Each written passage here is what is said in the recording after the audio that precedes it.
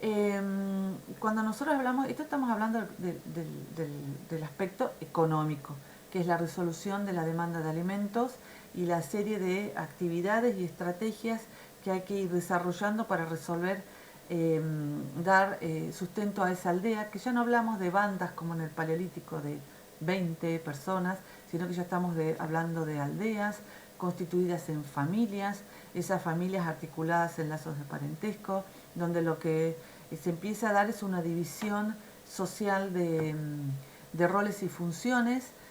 donde los hombres son los que tienen mayor acceso a la externalidad, es decir, son los que salen, aseguran los intercambios, no dejan de lado la caza de animales salvajes y un poco se encargan de la seguridad y de las tareas más duras, y mujeres y niños se encargan de las tareas de cuidados de los cultivos o de los animales que están en cercanía. También se van disparando otras actividades, como si nosotros estamos hablando de acopio de granos, bueno, en algún lugar hay que almacenarnos, entonces empiezan a dispararse otras actividades económicas como son la producción textil, explotando que todas esas malezas que rodean, más en cercanías de los ríos, empiezan a experimentar en forma contemporánea de que se pueden tejer. Entonces viene todo lo que los granos se almacenan en todo lo que tiene que ver con la cestería, de mimbres, de juncos que se empiezan a tejer, pero el agua no se puede almacenar en cestería, entonces el hombre empieza con la experimentación del barro y el adobe para la construcción de vasijas y la cerámica, y en un primer momento son estos dos los elementos, pero luego en la segunda etapa, imagínense que les vamos dando una explicación ágil y rápida, estos son procesos de siglos y milenios, se va incorporando la metalurgia. La metalurgia primeramente es del cobre que se consigue en yacimientos cercanos, es un cobre batido, es decir, que a golpe se le va dando forma y eso es lo que va a permitir el transporte de sustancias líquidas que no pudiera darse en lo otro, y también les va a permitir los primeros aperos de labranza, como a su vez las primeras formas de lanzas o puntas de lanza que lleven a la seguridad de esa aldea que hacíamos mención. Toda esta división de tareas también va a ir generando otra especialización, que es quienes se encargan de liderar estos procesos de organización de las tareas dentro de un grupo de aldea, quien se encarga de gestionar el acopio de esos excedentes, y también empieza a surgir esto de la especialización de los grupos de élite que van a monitorear, gestionar, liderar, asegurar la protección, y que en muchos casos y en estas sociedades de la antigüedad empieza a observarse que estos líderes eh, pareciera que tienen ciertas conexiones con fuerzas de la naturaleza que le permitirían a ellos, a las aldeas, garantizar que los ciclos de la naturaleza en forma óptima se van renovando en forma periódica, que los animales tienen la capacidad de renovar sus capacidades de reproducción, que el río vuelva a crecer, que las pocas lluvias vuelvan a darse, que la seguridad se dé, que ¿qué es esta conexión? Esta conexión con fuerza de la naturaleza, no hablamos de divinidades todavía. ¿Cuáles son las fuerzas de la naturaleza? La lluvia, el río, el sol, la luna, la tierra. La tierra se empieza a constituir en un femenino que, que da vida, y ese femenino necesita del masculino, que muchas de estas culturas está vinculada a la figura del toro. Y es una dualidad constructiva de vida, y donde se considera que el líder debe ejercer una serie de ritos que activan esta capacidad de esta dualidad en forma proactiva, que garantiza el bienestar y la renovación de los ciclos de la naturaleza. Empieza a darse en forma paralela, y esto arqueológicamente es la arqueología nuestra fuente de información. Sabemos que son sociedades ágrafas, aún no tienen forma de escritura, entonces quien les da voz a estas sociedades pasadas es la arqueología. Los arqueólogos leen en los en los testimonios que quedan en las aldeas,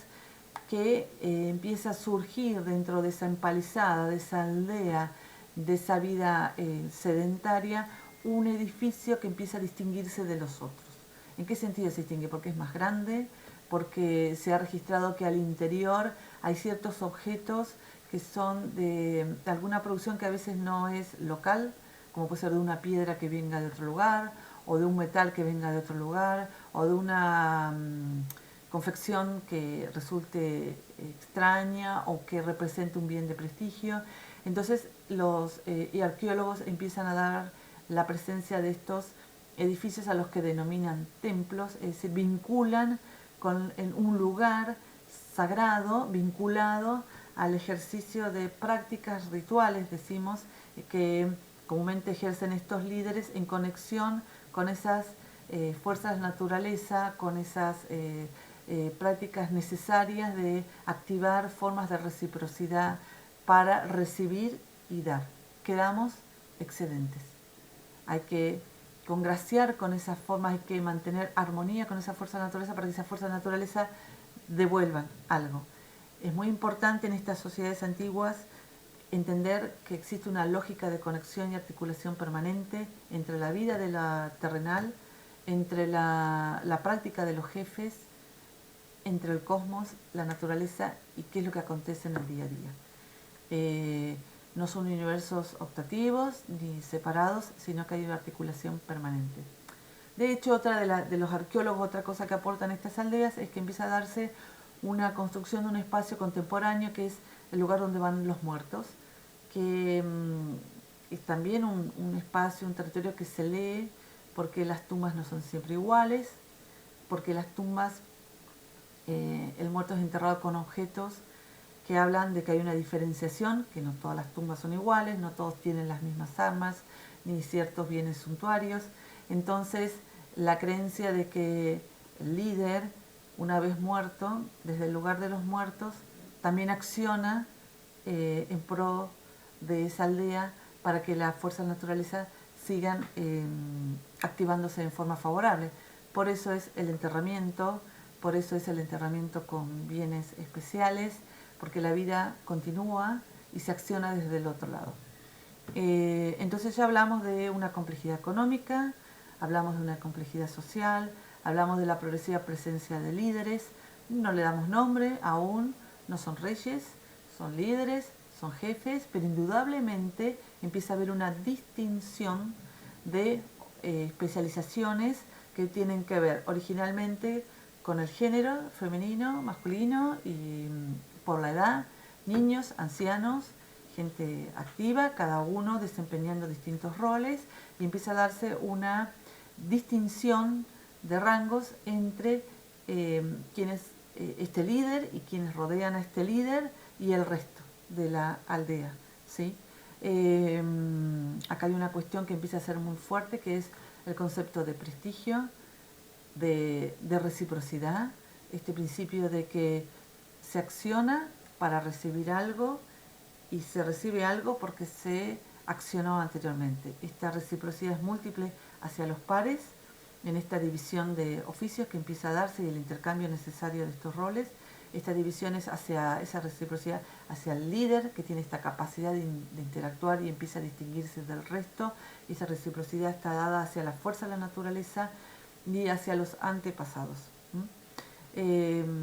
Creería que... y otro dato. Toda esta organización que nosotros empezamos a ver va también de la mano de una domesticación del tiempo. Por eso en muchas sociedades, aún sin escritura, empieza a conformarse el tema de los calendarios. Los mayas, los aztecas, estas culturas antiguas que nosotros vamos a trabajar durante este cuatrimestre,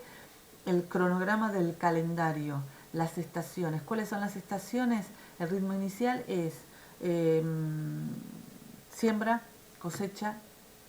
y el tiempo de descanso de la tierra. Por el momento, ahí estamos. Y en esto de las reciprocidades y la construcción de las aldeas, tenemos el tema del parentesco, que es muy importante como un eje articulador. somos parientes o no parientes, y la pertenencia a un parentesco genera compromisos al interior de esa relación de parentesco y a su vez diferenciación en mis vínculos con otros que no son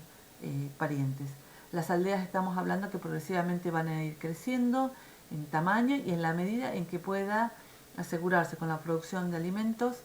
el abastecimiento de las necesidades y el acceso al intercambio externo, que podemos decir hay elementos que son básicos, que es obtener la madera, obtener piedras muchas veces, hay lugares que obviamente los tienen, otros no, acceso al cobre como necesario para la metalurgia y también la necesidad de salir a intercambiar a veces, eventualmente, en el contacto hacia el exterior, con esos bienes que son suntuarios y que permitirían una entrega reciprocitaria al que está por del otro lado, sea el líder o sea las fuerzas de la naturaleza, que fortalezcan y potencien esa armonía de los ciclos de naturaleza. Ahí cerraríamos y cuando yo trabaje seminómades vamos a ir contrastando para terminar de entender. Yo lo analicé considerando desde la mirada, desde una aldea. Piensen que también hay un mundo externo que también empieza a complejizarse y va a llevar a los potenciales riesgos, desafíos y rivalidades. Entonces también se va a ir especializando un grupo en la defensa. Nos vemos en el siguiente video. Espero haya sido de utilidad y saben que cualquier duda pueden conectarse a través del aula virtual de la universidad. Un gusto.